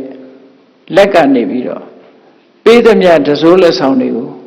စားတာတဲ့အဲ့ဒါမျိုးတွေဟာလောကကြီးမှာဖြစ်ပွားလာလိမ့်မယ်အဲ့ဒီဖြစ်ပွားလာတာနောက်အနာဂတ်မှာဖြစ်ပေါ်လာတယ်ပို့ပြီးတော့ခေတ်စားလာနိုင်တယ်အဲ့ဒါကိုဆွဲပြီးတော့ခုချိန်ကအတိတ်နမိတ်ပြတဲ့အနေနဲ့မက်ချင်းတာဖြစ်တယ်တင်မင်းကြီးရဲ့လက်ထက်မှာဘာမှမဖြစ်ဘူးတဲ့မှာလည်းပဲဒီအိမ်မက်ကြောင့်ဘယ်လိုမှဘေးအန္တရာယ်ဖြစ်နိုင်စရာမရှိဘူးမဖြစ်ဘူးလို့မြတ်စွာဘုရားကဒီလိုမိန့်ကြားတဲ့အခါကျတော့ဒါဖြင့်ဘုရားတဲ့တပည့်တော်6ခုမြောက်မက်တဲ့အိမ်မက်ကလေးကိုရှောက်ပြရစေတဲ့6ခုမြောက်မက်တဲ့အိမ်မက်ကတော့တပည့်တော်ဘာမြင်တော့ဆိုရင်တပည့်တော်လှည့်ကြည့်တဲ့အခါလူအုပ်ကြီးတို့တွေ့တယ်ဗျအဲ့ဒီလူအုပ်ကြီးတွေ့တော့တပည့်တော်သွားကြည့်တယ်အိမ်မက်ထဲမှာပေါ့နော်လူအုပ်ကြီးကိုသွားကြည့်တဲ့အခါကျဒီလူတွေဘာလုပ်နေကြတော့ဆိုအဖိုးတန်တဲ့အဖိုးတသိန်းတန်တဲ့ရွှေခွက်ကြီးကိုနော်ဝင်းနေအောင်ပုတ်တိုက်ထားပြီးတဲ့အခါမှာအဲ့ဒီထဲမှာခြေလေးကောင်းရှိတဲ့တတဝါတွေထဲမှာအယုတ်မာဆုံးလို့ဆိုတဲ့မြေခွေးတစ်ကောင်အဲ့ဒီခွက်ကြီးထဲမှာနော်ကျင်ငယ်စွန့်မှုအဲ့ဒီခွက်ကြီးထဲမှာကျင်ငယ်စွန့်မှုဆိုပြီးတော့အဲ့ဒီမြေခွေးကိုရွှေခွက်ကြီးတွေနဲ့ရွှေခွက်ကြီးနဲ့ခံထားပြီးသူကျင်ငယ်ဆွင့်အောင်လုပ်နေကြတယ်ကြိုးစားနေကြတာကိုသွားတွေ့တယ်မြေခွေးကိုအဲ့ဒါရွှေခွက်နဲ့ခံပေးပြီးတော့ကျင်ငယ်ဆွန့်အောင်လုပ်နေကြအဲ့ဒီမှာမြေခွေးကလည်းနော်ပေါင်လေးတစ်ချောင်းမြောက်ပြီးတော့အဲ့ဒီရွှေခွက်ထဲကိုပန်းထည့်နေတာတွေ့လာတယ်ထူးထူးဆန်းဆန်းပေါ့မြေခွေးဆိုတဲ့အကောင်အဲ့ဒီရွှေခွက်ကြီးထဲမှာကျင်ငယ်စွန့်နေတာဒါကိုတပည့်တော်မြင်လိုက်တယ်ဗျာမြင်ရတယ်ဗျာအင်မတန်မှထူးဆန်းတဲ့အနေအထားတစ်ခုကိုတပည့်တော်တွေ့ရတယ်အဲ့ဒီအိမ်မက်ကိုတပည့်တော်ပြင်မဲ့ထားပါလို့ဆိုတော့မြတ်စွာဘုရားကဒါလည်းပဲအခုအကျိုးသက်ရောက်မှုဖြစ်အောင်မဟုတ်သေးဘူးတဲ့ဒီဟာကလည်းနောက်အနာဂတ်မှာအကျိုးသက်ရောက်မှုတွေဖြစ်လာနိုင်တယ်တဲ့အဲ့ဒီအကျိုးသက်ရောက်မှုတွေကတော့ဘာလို့ဆိုရင်နောက်အနာဂတ်ရောက်တဲ့အခါမှာတရားဓမ္မကိုကျင့်သုံးမှုမရှိဘဲနဲ့ဒီမျိုးရိုးမကောင်းတဲ့ ငါတပါးမင်းနေဆိုတာတိုင်းပြည်အုပ်ချုပ်လိုက်မယ်ငါတပါးမင်းဆိုတာဘယင်မျိုးရိုးကလာတဲ့ဟာမဟုတ်ဘူးပေါ့လေးစားလောက်တဲ့ဟာတွေမဟုတ်ဘူးနော်မြန်မာရာဇဝင်ထဲမှာရှိတယ်မဟုတ်လားငါတပါးဆိုတာလေငါတပါးဆိုတာ Royal Family ကမွေးလာတာလည်းမဟုတ်ဘူးဂျားဖောက်ပြီးတော့ဝင်ရောက်လာတဲ့မင်းမျိုးတွေပေါ့အဲ့ဒါလို့စာထဲမှာတော့ဒီလိုဆိုတာဘာလို့ဆိုရင်အနာဂတိအထမိကဝိစာတိရာဇာနောလို့ဝိစာတိရာဇာဆိုတာမျိုးရိုးမစစ်တဲ့အုပ်ချုပ်ရေးသမားတွေမျိုးရိုးမစစ်တဲ့လူတွေအဲ့ဒီမျိုးရိုးမစစ်တဲ့လူတွေကမျိုးရိုးကောင်းတဲ့ထက်မြက်တဲ့ဒီပုဂ္ဂိုလ်တွေကိုသူတို့ပေါ်မှာလွှမ်းမိုးသွားမှသူတို့မကြိုက်ဘူးနော်သူတို့ပေါ်မှာလွှမ်းမိုးလာမှမကြိုက်ဘူးမျိုးရိုးကောင်းတဲ့မျိုးရိုးတန့်ပြီးတော့ပညာတတ်တဲ့ပုဂ္ဂိုလ်တွေထက်တန်းကြတဲ့ပုဂ္ဂိုလ်တွေပေါ်မှာမယုံဘူးမယုံသည့်အတွက်ကြောင့်သူတို့လိုမျိုးရိုးညံ့တဲ့ပုဂ္ဂိုလ်တွေကိုယာဓုပေးတယ်တဲ့အဲ့လိုယာဓုပေးတဲ့အခါမျိုးရိုးကောင်းတဲ့ပုဂ္ဂိုလ်တွေဟာအလောက်ကိုင်းမရှိတဲ့အခါဆင်းရဲဒုက္ခရောက်လာကြနော်အေးမျိုးရိုးညံ့တဲ့လူတွေကခေါင်းဆောင်ဖြစ်လာတယ်မျိုးရိုးကောင်းတဲ့ပုဂ္ဂိုလ်တွေကနောက်ဆုတ်သွားကြရတယ်အဲ့ဒီမှာမျိုးရိုးကောင်းတဲ့ပုဂ္ဂိုလ်တွေဟာဘာလို့တုံးဆိုသူတို့ဘာမှမတတ်နိုင်တဲ့အခါကျတော့ဒီပုဂ္ဂိုလ်တွေကိုအမိပြုပြီးတော့တို့တဲ့တွေအသက်မွေးရမှာပဲလို့ဆိုပြီးတော့မျိုးရိုးညံ့တဲ့ပုဂ္ဂိုလ်တွေကိုသမီးဆက်ကြရတယ်ဒီလိုဖြစ်လာသမီးတွေဆက်ကြဒါရှိကဘယင်တွေခဲ့မျိုးပေါ့သမီးဆက်တဲ့အခါသူတို့ကအဲ့ဒီမျိုးရိုးကောင်းတဲ့မျိုးသမီးတွေဟာမျိုးရိုးညံ့တဲ့အမျိုးသားတွေနဲ့ပေါင်းသင်းရတဲ့အနေအထားမျိုးတွေကိုရောက်သွားတာအဲ့ဒါကိုတဲ့ဒီမျိုးရိုးညံ့တဲ့လူတွေကရေခွေးပေါ့မျိုးရိုးညံ့တဲ့သူတို့သမီးလေးတွေကရွှေကွက်ပေါ့အဲ့တော့အဝတ္တမယုံညံ့တဲ့မြေခွေးကနေပြီးတော့ရွှေကွက်ထဲမှာကျင်ငယ်စွန့်ထဲ့တယ်ဆိုတာမျိုးတွေလောကကြီးမှာမျိုးရိုးကောင်းတဲ့ပုဂ္ဂိုလ်တွေဟာအောက်တန်းကျသွားပြီးတော့မျိုးရိုးညံ့တာတွေကထက်တန်းရောက်လာတဲ့အနေအထားမျိုးမျိုးရိုးကောင်းတဲ့ပုဂ္ဂိုလ်တွေဟာမျိုးရိုးညံ့တဲ့ပုဂ္ဂိုလ်တွေကိုယူကျိုးပြီးတော့ဆက်တရတဲ့အနေအထားမျိုးတွေဟာနောင်အခါမှာဖြစ်လာနိုင်တယ်လို့ဒီလိုအကြောင်းကိုရည်ညွှန်းပြီးတော့ဒီအိမ်မက်ဟာမက်လာတာဖြစ်တယ်ပေါ့တင်မင်းကြီးမှာဒီအိမ်မက်ကြောင့်ဘာမှဘေးအန္တရာယ်မဖြစ်ပါဘူးလို့ဒီလိုမြတ်စွာဘုရားကဖြေရှင်းတယ်ပေါ့နောက်တစ်ခါဆက်ပြီးတော့လျှောက်တယ်တပည့်တော်ခုနှစ်ခုမြောက်မက်တဲ့အိမ်မက်ကလေးကိုပြောပြရစေဦးဗျာအဲ့တော့တပည့်တော်ဘာတွေ့တုံးဆိုသူကခုံလေးတစ်ခုံပေါ်မှာလူတစ်ယောက်ဟာထိုင်ပြီးတော့ကျိုးတွေကျစ်နေတယ်ဗျာကျိုးကျစ်နေတယ်အဲ့တော့ကျစ်ပြီးတဲ့အခါသူ့ခြေရင်းမှာချထားတယ်အဲ့ဒါလို့ကျိုးကျစ်ပြီးတော့ခြေရင်းမှာကျစ်ထားတဲ့ကျိုးကိုအောက်ကိုတွဲလောင်းချတဲ့အခါမှာဘာဖြစ်တုံးဆိုသူထိုင်တဲ့ခုံအောက်မှာဝတ်နေတဲ့ဒီမြေခွေးမတစ်ကောင်ကအဲ့ဒီကျိုးကိုကျစ်ပြီးတော့အောက်ချလိုက်တဲ့ကျိုးစာလေးကိုအပေါ်ကလူကတော့ကျစ်နေတာပဲအောက်ကမြေခွေးကကျစ်ပြီးသားကျိုးတွေကိုကိုက်ဖြတ်နေတယ်စားနေတယ်သူကျစ်ချလိုက်တဲ့ကျိုးတွေကိုအောက်ကနေပြီးတော့စားတယ်ကိုက်ဖြတ်ပစ်တယ်အဲ့ဒါကိုတပည့်တော့သွားမြင်တယ်ဗျာတဲ့ဒီလူကဒါကျိုးကျစ်ပြီးတော့အောက်ကိုကျိုးစာလေးချပြီးတော့ပေါ်ဆက်ကျစ်နေတဲ့အချိန်မှာအောက်ကခုံအောက်ကဝတ်နေတဲ့မြေခွေးမကအကုန်ကိုက်ပြီးတော့စားပစ်နေတယ်ကျစ်သမျှကျိုးတွေဟာအဲ့ဒီခွေးကိုက်တာနဲ့အကုန်ပြတ်တတ်ပြီးတော့ထွက်ကုန်တယ်အဲ့ဒါကိုတပည့်တော့မြင်မဲ့တယ်တဲ့အဲ့ဒီအိမ်မက်ရဲ့အကျိုးကတော့ဘာရှိတုံးဗျာအေးဒါလည်းပဲခုချိန်မှာဖြစ်ပေါ်မဲ့အနေအထားမဟုတ်ဘူးတဲ့နောက်အနာဂတ်ကျတော့ဖြစ်ပေါ်လာတယ်ဘာလို့ဆိုရင်ဒါကအမျိုးသမီးတွေနဲ့ပတ်သက်လာတယ်နော်ဟုတ်မဟုတ်တော့ကိုယ့်အကိုစဉ်းစားကြည့်ကြပါတော့ဘုန်းကြီးဆိုတော့ဘုန်းကြီးလောက်ပဲပြောပါမယ်အဲ့ဒီမှာ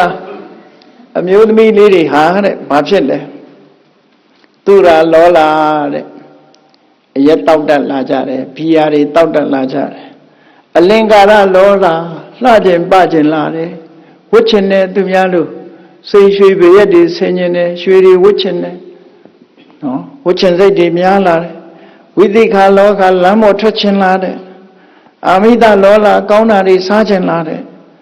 အဲလိုစားချင်လာတော့ကိုကျင့်တရားတွေဟာပြက်ပြားလာပြက်ပြားလာတဲ့အခါမှာမိသားစုမှာဒီ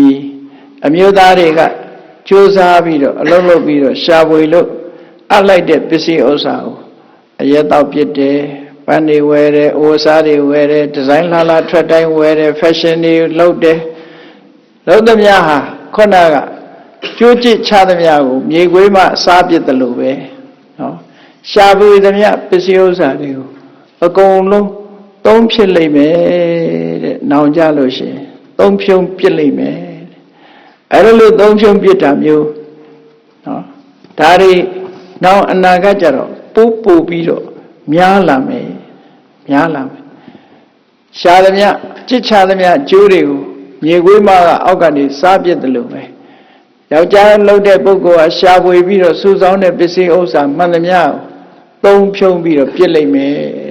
ဒီလိုဟာမျိုးလောကမှာဖြစ်ပွားလာလိမ့်မယ်လို့ဒါကိုအကြောင်းပြုပြီးတော့ဒီအိမ်မက်မက်တာလို့မြတ်စွာဘုရားကဒီလိုမိတ်ရှိပါတယ်ဒီအိမ်မက်ကြောင့်သင်မင်းကြီးမှာတော့ဘာမှဘေးရန်အန္တရာယ်ဖြစ်เสียမရှိဘူးနောင်လူလောကဆွဲယုံလာတဲ့အခါမှာဒီအနေအထားမျိုးတွေဖြစ်ပေါ်လာနိုင်တယ်လို့ဒီလိုဆိုတာအဲ့ဒါနဲ့ပဲသူကရှစ်ခုမြောက်အိမ်မက်ကိုမြတ်စွာဘုရားကိုလျှောက်တယ်သူလက်ကြည့်တယ်ဗျာတဲ့အိမ်မက်ထဲမှာကြည့်တော့ဘာတော့တွေ့တော့ဆိုမင်းရဲ့နန်းတော်တကားမှာအဲ့ဒီမင်းရဲ့နန်းတော်တကားနာမှာရေအိုးတွေတန်းပြီးတော့ချထားတာအများကြီးပဲရေအိုးတွေအများကြီးတန်းပြီးတော့ချထားတယ်တဲ့နော်အဲ့ဒီရေအိုးတွေဝိုင်းဝန်းရံချထားပြီးတော့အလဲကောင်မှာရေပြည့်နေတဲ့အိုးကြီးတိုးထားဘေးမှာလည်းပဲရေမရှိတဲ့အိုးတွေအိုးအလွတ်တွေကိုဘေးကရံထားတယ်အဲ့လိုရေပြည့်အိုးကိုဘေးကနေပြီးတော့ရေမထက်ရသေးတဲ့အိုးတွေရံထားတာကိုတပည့်တော်တွေ့ရတယ်ဗျာတဲ့အဲ့ဒီမှာအရာလေးမျက်နှာကလူတွေဟာရေတွေခတ်လာကြတယ်အိုးတွေနဲ့ရေတွေသဲလာကြတယ်သဲလာပြီးတဲ့အခါမှာအလဲကောင်ချထားတဲ့ပြည့်နေတဲ့အိုးတွေကြီးပဲလောင်းထဲကြတယ်တဲ့ရေမရှိတဲ့အိုးတွေကိုတစ်ခါဘယ်သူမှမလောင်းဘူးတဲ့ရေမရှိတဲ့အိုးတွေကိုရေပြည့်နေတဲ့အိုးတွေကြီးပဲလောင်းထဲနေကြတာကိုသူမြင်တယ်ထူးထူးဆန်းဆန်းပဲဒီလူတွေကနော်ရေပြည့်တဲ့အိုးတွေပဲထပ်လောင်းထဲနေကြတယ်တဲ့ရေမရှိတဲ့အိုးတွေကိုဘယ်သူမှမလောင်းကြဘူးတဲ့အဲ့တော့ရေပြည့်နေတဲ့အိုးတွေကိုလောင်းထဲလိုက်တဲ့ရေတွေဟာအကုန်လုံးစီးပြီးတော့သွားတယ်ရှမ်းပြီးတော့စီးထွက်သွားတယ်ဒါပေမဲ့သူတို့ဟာလောင်းနေတော့ပဲအဲ့ဒီရကလူတွေဟာလောင်းနေတော့အဲ့ဒီရေမပြည့်တဲ့အိုးကိုရေမရှိတဲ့အိုးဟောင်းလောင်းတွေကိုလုံးဝသူတို့ကလှည့်မကြည့်ကြဘူးဒါတပည့်တော်ရှစ်ခုမြောက်မြင်မဲ့တဲ့အိမ်မက်ပဲနော်ဘုန်းကြီးတို့ငယ်ငယ်တုန်းက English by Stranger ဆိုတဲ့အင်္ဂလိပ်စာအုပ်ကလေးတစ်အုပ်ထဲမှာပုံပြင်ကောင်းကောင်းလေးတွေရေးထားတာဖတ်အဲ့ဒီပုံပြင်ကောင်းကောင်းလေးတွေထဲမှာခေါင်းစည်းမှာဗာရေးထားတာဆို The Wise Fool တဲ့နော် The Wise Fool ဉာဏ်ရှိတဲ့လူမိုက်များဆိုပြီးတော့အသိဉာဏ်ရှိသောလူမိုက်များလူအားများဆိုတဲ့ခေါင်းစည်းလေးနဲ့ရေးထားတဲ့ဇာတ်လမ်းလေးတစ်ခုဖတ်ဖူးတယ်အဲ့ဒီဇာတ်လမ်းလေးမှာလူတွေဟာတော်တော်ကိုထူးဆန်းတဲ့အနေအထားမျိုးရှိတယ်နော်သင်္ကန်းဆိုတဲ့ရွာလေးအဲ့ဒီမှာနေတဲ့လူတွေတော်တော်ကိုထူးဆန်းတယ်ဘာလို့ကြတော့ဆိုလူ၄ယောက်တဲ့တစ်ပင်အောင်မှာအိတ်နေကြတယ်အိတ်နေပြီးတော့ခြေထောက်တွေကထူးထူးဆန်းဆန်းသူတို့ခြေထောက်တွေတယောက်ခြေထောက်တယောက်ရှက်ပြီးတော့အိတ်နေကြတယ်အဲ့လိုရှက်ပြီးတော့လူတွေအိတ်နေကြတာမြင်တော့ဘုရင်ရဲ့ဒီမေမှုရန်တယောက်ကမြင်းကြီးစီးပြီးတော့အိတ်နဲ့ဖြတ်သွားလူတွေဟာခြေထောက်တွေ တူနဲ့တူရှက်ပြီးတော့အိတ်နေကြတာမြင်တော့ဟာဒီလူတွေထူးဆန်းလိုက်လားဘာလို့နေကြတာပါလဲဆိုပြီးတော့မြင့်မောကခုံဆင်းပြီးတော့မင်းတို့ဒီနာဘာလို့နေကြတာတော့ဘာလို့နေကြတာတော့ဆိုကျွန်တော်တို့မိုးရွာမှာကြောက်လို့သစ်ပင်အောင်တယ်ဘယ်မလဲကောင်းငင်မှာမိုးတိမ်လည်းမရှိဘူးမင်းတို့ဘာလုပ်နေတာတော့ပြောတဲ့အခါကျတော့ဟုတ်တယ်ကျွန်တော်တို့အလုံးလုံးချင်ပါတယ်ဒါပေမဲ့ကျွန်တော်တို့ကိုယ့်ခြေတော်ကိုမမှတ်မိကြတော့ဘူးတဲ့တယောက်နဲ့တယောက်ရှက်ပြီးတော့အိတ်နေကြတဲ့အခါကိုယ့်ခြေတော်ကိုမမှတ်မိလို့တဲ့အဲ့တော့ဘုရင်ရဲ့ဒီအမှုတန်းကခေါင်းလေးတငိမ့်ငိမ့်နဲ့အော်အဲ့ဒါလို့လားကျွန်တော်တို့လုံးလုံးချင်ပါတယ်တဲ့ကိုယ့်ခြေတော်ကိုမမှတ်မိတော့ဘယ်လိုလုပ်မှဘယ်လိုထမှန်းကိုမသိဘူးပေါ့အိတ်နေကြတယ်အော်အဲ့ဒါဆိုရင်မင်းတို့ငါကူညီမယ်ပတ်စံပေးမလားလို့ဆိုပေးပါမယ်ကျွန်တော်တို့ဝမ်းမြောက်ဝမ်းသာပေးမယ်ခင်ဗျားကိုပတ်စံပေးမယ်ကျွန်တော်တို့ရှေ့ကိုယ့်ခြေတော်ကိုပြန်တွေ့အောင်ခင်ဗျားရှာပေးမလားရှာပေးမယ်ကောင်းပြီဆိုပြီးတော့မြင်းရိုက်တဲ့ကြာပုတ်ကိုယူပြီးတော့ရှုပ်ခနဲ့ချလိုက်တဲ့အခါနာတော့ခြေတော်ရုပ်လိုက်တော့နောက်တခါချလိုက်ရှုံးနေဆိုအဲ့ဒီကောင်နာတော့ခြေတော်ရုပ်တော့ကိုယ့်ခြေတော်နဲ့ကိုဖြစ်သွားကြတယ်အဲ့ဒီကြတော့ကျေးဇူးတင်တာခင်ဗျားသိကျေးဇူးတင်တာကျတို့နိုးဆိုအိမ်တောင်ပြန်မှာမဟုတ်ဘူးတဲ့အဲ့ဒီမှာအဲ့ဒီဘုရင်ရဲ့အရာရှိအစိုးရအမှုတန်းကဝန်တန်းကနေပြီးတော့ဩတကယ်ယူတဲ့ကောင်းလေးပါလားခေါင်းလေးတငိမ့်ငိမ့်နေတကယ်တော့ယူချင်အောင်ဆောင်ကြတာတဲ့နောက်ပိုင်းဇလံပေါင်းတဲ့အခါကျတော့အဲ့ဒီရွာလူတွေတမင်အယူလောက်ကြတာပေါ့နော်တမင်အယူလောက်ကြတာအဲ့ဒါလို့တော့သင်္ကန်းရွာလူတွေကဘာဖြစ်လို့အယူလောက်တယ်လဲလို့ဆိုဇက်ပေါင်းကန်းကြတော့သူကပြောတယ်ဘယင်ကြီးကဒီလမ်းကထွက်လာဖို့ရအတွက်သူကစုံစမ်းခိုင်းလိုက်တာအဲ့ဒီလူကမြင်းစည်းပြီးဒီလမ်းကိုစုံစမ်းခိုင်းဒီလမ်းဘေးမှာရှိတဲ့လူတွေကဘယ်လိုလူတွေလဲဆိုတာဘယင်ကြီးသိအောင်သူကလားစုံစမ်းတာလားစုံစမ်းတော့ယူကြအောင်ဆောင်းလိုက်တော့ဟာဒီကလူတွေကအယူတွေကြီးပဲသူတို့စီလာလို့မဖြစ်ဘူးဆိုလမ်းကြောင်းပြောင်းသွားအကယ်၍ဘယင်လာလို့ရှိရင်သူတို့မွေးထားတဲ့ကြက်တွေဝက်တွေကုန်ပါသွားမှာအဲ့ဒါကြောင့်မလို့ယူကြအောင်ဆောင်းကြတာဟာတဲ့ဒီလမ်းမှာဘယင်စစ်တပ်ဖြတ်သွားပြီဆိုရင်တော့အိမ်ရွာရှိတာတွေကုန်ပြီတဲ့သူတို့ရိတ်ခါတယ်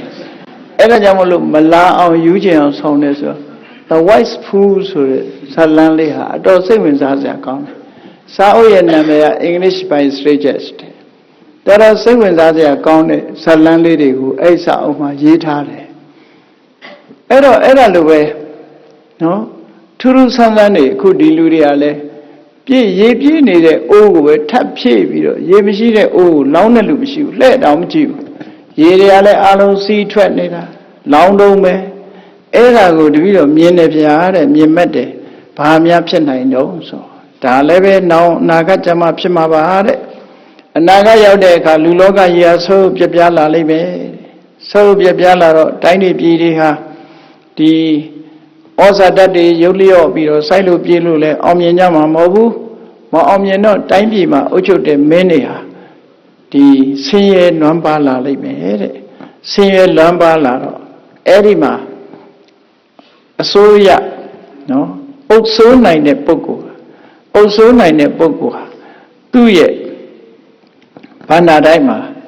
ငွေသိန်းချီချမ်းသာလိမ့်မယ်အဲ့တော့သိန်းချီချမ်းသာတဲ့ဘုရင်ကအုပ်စိုးလာတဲ့အခါမှာတိုင်းသူပြည်သားတွေကဆင်းရဲလာကြဆင်းရဲလာတော့ရှိသမျှလူတွေဟာဘာလုပ်ကြတော့ဆိုသူကဒီကိုယ့်အလုပ်ကိုလုပ်ဖို့ရတယ်မလုပ်နိုင်ကြတော့ဘူးလူတွေဟာဒုက္ခရောက်လာတဲ့အခါကျတော့ကိုယ့်အလုပ်တွေကိုဘေးဖယ်ထားပြီးတော့ဒီဘယင်မင်းရဲ့အလုပ်တွေကိုလုပ်ကြရတယ်ဘယင်မင်းရဲ့ဘန္နာကိုဖြည့်ဆည်းတဲ့အလုပ်တွေကိုသူတို့လုပ်ကြရတယ်ကောက်ပဲသိနှံတွေစိုက်ပျိုးရလာတာရိတ်သိမ်းပြီးတော့နော်အကုန်လုံးဟာဒီရသမျှဟာတွေအကုန်လုံးကိုမင်းရဲ့ဘန္နာထဲမှာပဲအကုန်ထည့်ကြတယ်မင်းပိုင်တဲ့ကြည်တဲ့ကိုပဲအကုန်ထည့်ကြတယ်ကိုယ်အိမ်မှာတော့ဟောင်းလောင်းဖြစ်နေတယ်ဘာမှမရှိဘူးအဲ့ဓာတွေကိုဘယ်သူမှလှည့်မကြည့်အားဘူးဘယင်းရဲ့ကြည်တွေပြည့်ပြီးသားကြည်တွေထဲမှာကြီးပဲထပ်ပြီးတော့ပို့နေကြရတယ်တဲ့အဲ့ဒါလို့ပို့ရတာမျိုးတွေနောက်တစ်ချိန်ကျတော့ဖြစ်လာလိမ့်မယ်တဲ့ဟောပြည့်လျက်နေတဲ့ဘယင်မင်းကိုသာလေဆက်သပြီးတော့ ဆင်းရဲတဲ့အိမ်တွေမှာဘာတစ်ခုမှမရှိဘူးဒီအကုန်လုံးဟာအိမ်နဲ့ဟောင်းလောင်းဒီလိုဖြစ်နေတဲ့အနေအထားမျိုးတွေဟာနောက်တစ်ချိန်ကျတော့ဖြစ်ပေါ်လာလိမ့်မယ်ရေပြည့်နေတဲ့အိုးကိုသာထပ်လောင်းနေကြရတယ်လို့ပဲရေဟောင်းလောင်းဖြစ်နေတဲ့အိုးတွေကိုဘယ်သူမှမလောင်းကြသလိုကိုယ့်အိမ်မှာကိုယ်ဝမ်းဖြည့်ဖို့ရမလုံနိုင်ကြဘူးတဲ့အားလုံးဟာဘယင်ဗန္တာကိုပဲဖြစ်တင်းပေးနေကြရတယ်ဆိုတာဟာနောက်တစ်ချိန်ကျတော့ဖြစ်ပေါ်လာနိုင်တယ်ပေါ့အဲ့ဒီဖြစ်ပေါ်လာမဲ့အနေအထားအတွက်ဒီအိမ်မက်မျိုးကိုမက်တာဖြစ်တယ်တဲ့သင်မင်းကြီးမှလည်းဘာတစ်ခုမှဒီအိမ်မက်ကြောင့်ဘေးရန်ဖြစ်ပေါ်လာနိုင်ကြမရှိဘူးလို့မြတ်စွာဘုရားကဒီရှိခုမြောက်အိမ်မက်ကိုအခုလိုဖတ်ကြားခဲ့တာဖြစ်တယ်ပေါ့မြတ်စွာဘုရားဟာအနာဂတ်မှာဖြစ်ပေါ်လာမဲ့အခြေအနေတွေကိုကြိုတင်မဲ့တယ်ဆိုတာကိုဖြည့်ရှင်းပြီးတော့ဘုရင်မင်းကြီးကိုအကျိုးအကြောင်းရှင်းပြတော်မူခဲ့တာဖြစ်တယ်အေးတရားချစ်ခင်သူတော်စင်ပြိဿအပေါင်းတို့ကောသလအိမ်မက်နဲ့ယနေ့ကဘာဟာဆက်ဆက်မှုတွေရှိနေတယ်နော်နိုင်ငံတကာမှာလူလောကတွေမှာဒီလိုဆက်ဆက်မှုရှိနေတဲ့နေရာတွေဟာသုတေသနလုပ်ကြည့်မယ်ဆိုရင်တော့နိုင်ငံပေါင်းတော်တော်များများမှာဆက်ဆက်မှုတွေရှိနေတဲ့ဆရာအကြောင်းရှိတယ်လူလောကကြီးဟာအခြေအနေကဒီလိုအခြေအနေမျိုးဆိုက်လာနေတယ်ဆိုတာကောသလမင်းကြီးရဲ့အိမ်မက်အရာအိမ်မက်ကြောင့်ဖြစ်တာတော့မဟုတ်ဘူးဖြစ်ပေါ်လာတာကတော့တခြားအကြောင်းကြောင့်သာဖြစ်တာဖြစ်တယ်အိမ်မက်ကြောင့်ဒီလိုဖြစ်ရတာမဟုတ်ဘူးအဲ့တော့အိမ်မက်မဲ့တဲ့လူကိုပြစ်တင်စရာမဟုတ်ဘူးပေါ့ခဏဖြစ်ပေါ်နေတဲ့အခြေအနေမျိုးတွေဟာလူလောကကြီးမှာကဘာမှာဒီလိုအခြေအနေဆိုးတွေနဲ့ကြုံတွေ့နေရတဲ့နေရာမျိုးတွေဟာမရှိဘူးလို့မဆိုနိုင်ဘူးတစားတစားများပြားပြီးတော့သာလာနိုင်စရာရှိတယ်လို့ဒီလိုမှတ်သားကြပြီးတော့အေးလောကကြီးဆိုတာအခုလိုအခြေအနေမျိုးတွေနဲ့ကြုံတွေ့ရတဲ့ခေတ်အခါမျိုးတွေဆိုတာရှိတာဖြစ်သောကြောင့်တတိတံဝေကတရားကြီးစွာထားပြီးတော့မိမိတို့ဘဝမှာတရားဓမ္မကျင့်သုံးလိုက်တာကြမှသာဖြစ်တယ်တရားဓမ္မကိုယ်တိုင်ကျင့်သုံးပြီးတော့တရားနဲ့အညီကုသိုလ်တရားဖြစ်ပွားအောင်တို့တွေကြိုးစားကြရမှာဖြစ်တယ်လို့ကိုယ်စီသဘောကျပြီးကုသိုလ်တရားဖြစ်ပွားအောင်ကြိုးစားအားထုတ်နိုင်ကြပါစေကုန်သတည်း